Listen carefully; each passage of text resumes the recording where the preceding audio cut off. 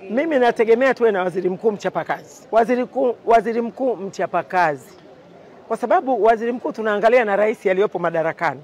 Rais Samia amekuwa ni mchapakazi. Kipindi cha kwanza alirithi kwa Rais Magufuli.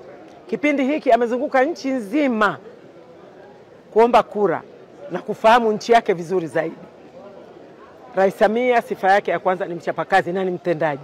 Kwa hiyo tunategemea waziri mkuu awe ni mchapakazi kwa sababu rais ni mchapakazi. Umekuwepo ndani ya bunge kwa vipindi tofauti.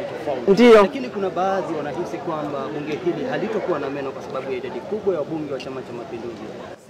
Hilo ni kosa kubwa. Hilo ni kosa kubwa. Hiyo hisia tu, wanaishi kwa hisia. Kwa sababu gani? Kazi kubwa ya mbunge kuacha kutunga sheria. Anaishauri serikali, anaisimamia itekeleze ilani ya uchaguzi. Hapo ndipo meno yalipo. Ukisimamia serikali ndipo meno yalipo. Sijui mmenielewa? Unaisimamia ifanye. Kwa hiyo tayari meno sisi wabunge wa CCM tunayo. Kwa sababu tunakwenda kuisimamia serikali. Mimi naomba wasihisi hivyo. Watatusikia, tutaisimamia serikali na serikali huwa haikasiriki ikisimamia.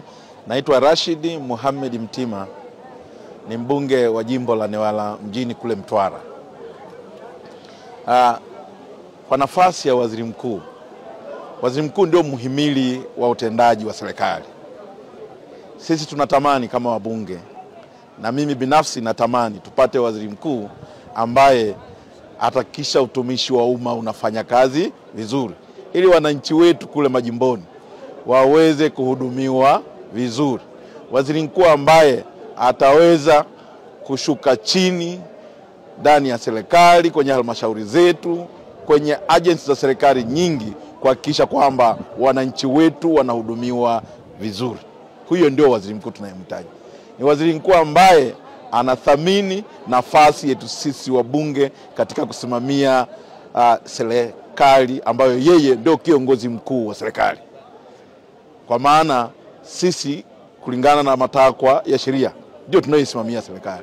Kwa tunataka yule ambaye atashaurika, ataheshimu bunge, atajali yale ambayo tutawaambia, ili wananchi wetu waweze kuhudumiwa vizuri. Tumaini ambalo kubwa ninalo kwa nchi kama nchi, baada ya kukamilishwa kuundwa kwa serikali yetu, na Mheshimiwa Rais tunavyomuona alivyosimama imara kuhakikisha kwamba serikali yake inaenda kuwagusa wananchi. Tunaona kwamba safari hii spidi ya kwenda kwa wananchi katika huduma za jamii, katika maendeleo, uchumi itakuwa kubwa zaidi.